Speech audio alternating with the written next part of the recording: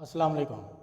The house of accounting के platform से मैं आपके लिए आज जो टॉपिक लेके आया हूँ उसका नाम है पाकिस्तान सोर्स ऑफ इनकम। ये जो टॉपिक है ये टैक्सेशन से रिलेटेड है। पाकिस्तान में इनकम टैक्स से रिलेटेड जितने भी रूल्स एंड रेगुलेशन जो बनाए गए हैं वो आपको सारे के सारे इनकम टैक्स ऑर्डिनेंस 2002 में मिल जाएंगे। लेकिन इनकम टैक्स ऑर्डिनेंस 2002 का जो सबसे ज़्यादा डिस्कस होने वाला जो टॉपिक है वो है Pakistan source of income. Pakistan source of income क्या है कि ऐसा सोर्स ऑफ इनकम जिसका ताल्लुक़ पाकिस्तान से है और पाकिस्तान से आप वो इनकम जनरेट कर रहे हैं। अब जो इनकम आप पाकिस्तान से जनरेट कर रहे हैं, पाकिस्तान की जो गवर्नमेंट है उसके ऊपर किसी न किसी किस्म का टैक्स लेने आपसे ले भी सकती है, आपसे नहीं भी ले सकती। कुछ इनकम्स को गवर्नमेंट एग्जाम डिक्लेयर कर देती है और कुछ इनकम को गवर्नमेंट टैक्सेबल डिक्लेयर कर देती है। It depends upon the government policies के गवर्नमेंट क्या पॉलिसीज़ बनाती है। लेकिन आज हम देखेंगे कि पाकिस्तान में रहते हुए कि आप कितने डिफरेंट वे से, आप कितने डिफरेंट हेड से जो है वो इनकम जनरेट कर सकते हैं। हमने पाकिस्तान के अंदर इनकम टैक्स ऑर्डिनेंस 2002 के अंदर इनकम्स अर्न करने के जो हेड्स बनाए हैं वो 5 बनाए हैं। हर कंट्री का एक अपना टैक्सेशन लॉ है। ज़रूरी नहीं है जो हमारा है वो इंडिया का हो या यूके का हो। अब यूके के 3 हेड ऑफ इनकम हैं, हमारे 5 हैं, तो हो सकता है किसी और कंट्री में ज़्यादा भी हो सकते हैं। लेकिन चूंकि हमारे 5 हैं, हमने इन 5 को 1 बाय 1 डिस्कस करना है।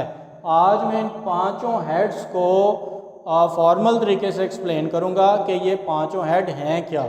उसके बाद फिर हम 1 बाय 1 हर हेड को थारोली एक्सप्लेन करने की कोशिश करेंगे कि इस हेड के अंदर आगे फर्दर कितनी कैटेगरीज की इनकम्स को शामिल किया जाता है। जिसमें सबसे पहले है जी सैलरी।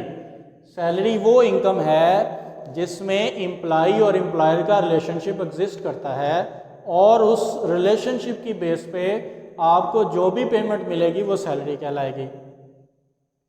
चाहे वो एक डेली वेजेस की सूरत में आपको मिल रही है, चाहे वो सैलरी की सूरत में मिल रही है, चाहे वो आपको एक रेम्यूनरेशन आप मिल रहा है, आपको किसी भी सूरत में बोनस आपको मिल रहा है, आपको किसी भी सूरत में एम्प्लॉयर की तरफ से जो भी इनकम आ रही है, this is a part of salary.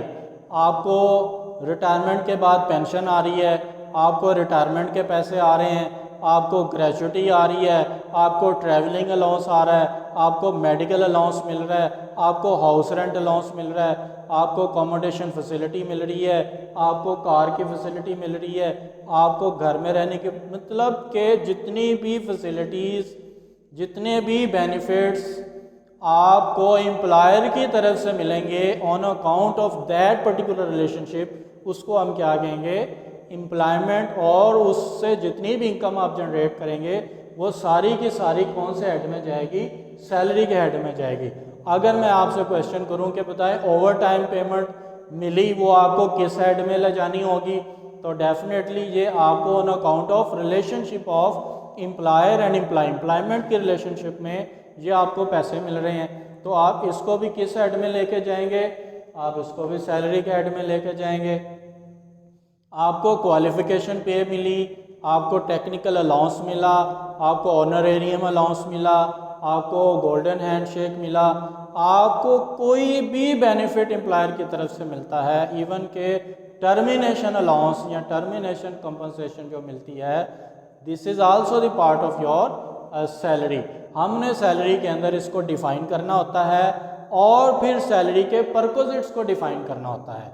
इसमें जो क्वेश्चन आता है सैलरी के अंदर, वो सैलरी और इसके परक्विजिट्स मीन्स आप सैलरी के फीचर्स बताएं और सैलरी के अंदर जो अलाउंसेस इंक्लूड्स होते हैं आप वो बताएं। हमने क्या करना होता है टैक्सेशन के अंदर कि सैलरी की जितनी परक्विजिट्स या जितने बेनिफिट्स एम्प्लॉयर की तरफ से मिल रहे हैं, हमने सिर्फ ये देखना होता है कि इसमें कौन सा बेनिफिट टैक्सेबल है, कौन सा बेनिफिट एग्जम्प्ट है। अगर मैं बीमार हुआ, मैं हॉस्पिटल एडमिट हुआ, मेरे एम्प्लॉयर ने 2 लाख रुपया पे करके मेरी ट्रीटमेंट करवा दी, अब सवाल अराइज होगा कि ये 2 लाख तो मेरी इनकम है ना, अदरवाइज़ मेरी पॉकेट से जाता, क्या इसके ऊपर मुझसे टैक्स वसूल किया जाएगा या नहीं किया जाएगा। ये बात का टॉपिक है कितना बनेगा। लेकिन अभी सिर्फ ये बात हो रही है कितना होगा या नहीं होगा। तो ये जो क्वेश्चन है वो सारे के सारे इनके आंसर हमें सैलरी के हेड में मिलेंगे। याद रखें बिजनेस टैक्सेशन का सबसे इम्पॉर्टेंट टॉपिक सैलरी ही है। और उसके बाद है जी प्रॉपर्टी। प्रॉपर्टी में हम डिस्कस करते हैं कि पाकिस्तान में रहते हुए जो सेकंड सोर्स ऑफ इनकम है जिससे हम पैसा कमा सकते हैं वो है जी income from property. Income from property में क्या आता है? डेफिनेटली जब आप देखें आपने प्लाजे या आपने घर या फ्लैट्स या शॉप्स आपने किराए पे दी होती हैं और आप साल का जो रेंट इकट्ठा कर रहे होते हैं उनको हम क्या कहते हैं? Income from property. उसके ऊपर भी एक स्पेसिफिक स्लेब है कि यहाँ तक इनकम हो तो ये टैक्स है, यहाँ तक इनकम हो तो ये टैक्स है। वो एक स्लेब रेट हर साल इनकम टैक्स उसको रिवाइज कर सकता है और रिवाइज करता भी है। अब प्रॉपर्टी के अंदर वो भी पेमेंट शामिल होती हैं जो आप एज एडवांस पेमेंट वसूल कर लेते हैं, या आप जब किसी के साथ कॉन्ट्रैक्ट करते हैं प्रॉपर्टी को सेल आउट करने का और कॉन्ट्रैक्ट आपका ब्रेक और ब्रीच हो जाता है और उसमें जो आप एडवांस अमाउंट फॉरफीट कर जाते हैं, this is also the part of your rental income.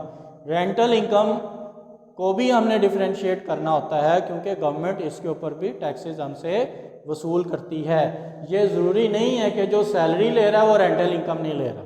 अक्सर ऐसा होता है लोग एम्प्लॉयज़ भी होते हैं और उनकी शॉप्स भी किराए पे आ रही होती हैं, तो फिर उनकी एम्प्लॉयमेंट की income, salary income plus rental income दोनों को टोटल करके फिर उसके ऊपर टैक्स कैलकुलेट होते हैं या स्लैब रेट के ज़रिए उनका कैलकुलेटेड टैक्स कैलकुलेट किया जाता है।